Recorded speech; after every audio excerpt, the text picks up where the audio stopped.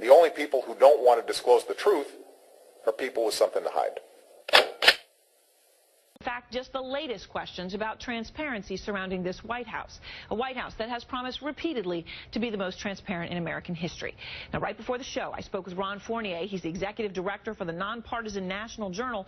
He has covered 3 consecutive administrations: Clinton, George W. Bush, and now President Obama.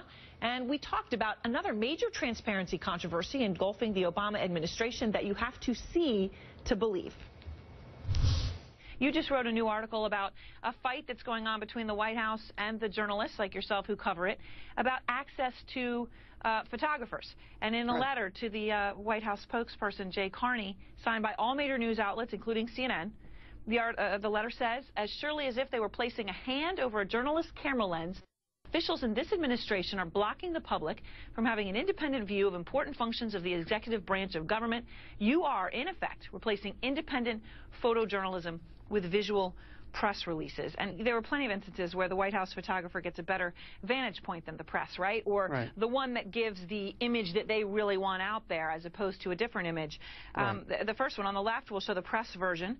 On the right, the White House photo before the 50th anniversary of Martin Luther King Jr.'s I Have a Dream speech at the Lincoln Memorial. Obviously, the money shot is the one from behind them where you see the adulation of the crowds.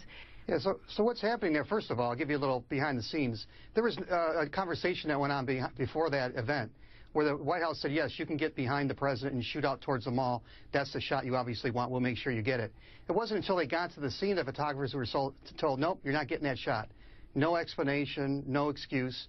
They were given a much worse shot in front of the president. So what you have there is those pictures are both distributed, one through the wire services and through the normal channels, through the news media channels, one through social media, Flickr and Facebook, and everyone is choosing the best photo. They're choosing, if you get a choice between the first one, which is basically just another picture of the president and the first lady, or this historic shot from behind, everyone, including, by the way, networks like yours and newspapers and news organizations that I work for, are grabbing off of social media the best picture, which is the propaganda picture, which is produced by somebody who's paid by taxpayers and who reports to the president to take flattering pictures of the president, not to have a skeptical eye, not to have a jaundiced eye, but to take flattering photos.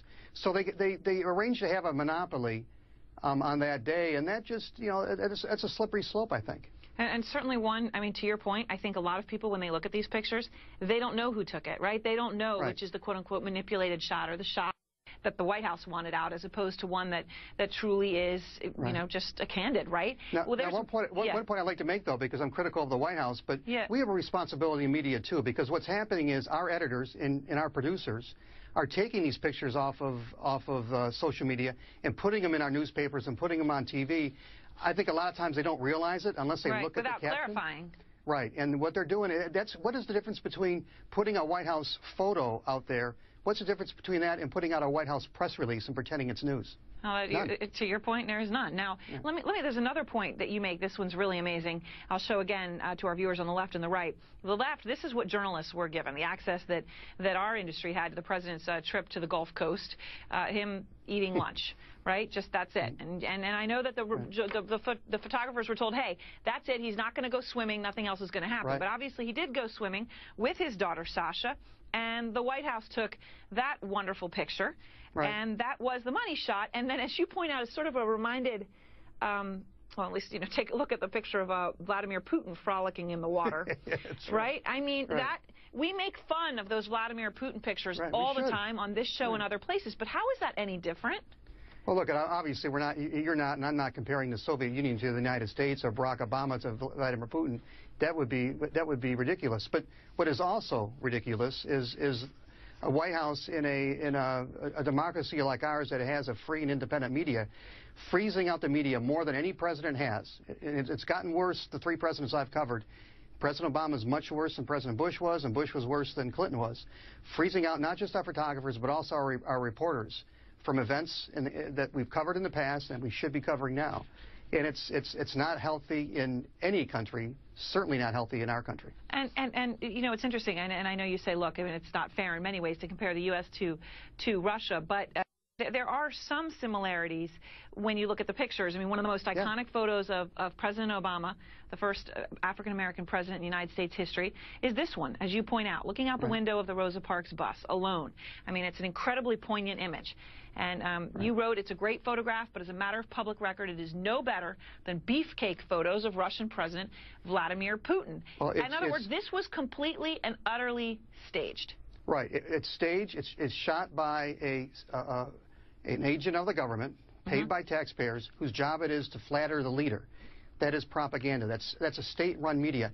And with social media, which, by the way, nobody that I know has a problem with the White House using social media, but they're doing that in connection with, or at the same time that they're locking us out of the events. So when you're using social media to push out these images and push out this printed content, he's running, in effect, what is a state-run media organization.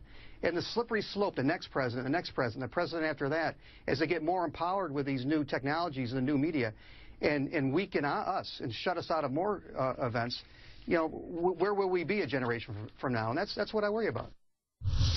And let us know what you think about that in those pictures.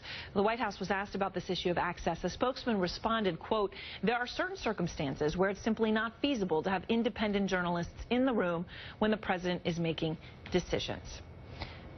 The only people who don't want to disclose the truth are people with something to hide.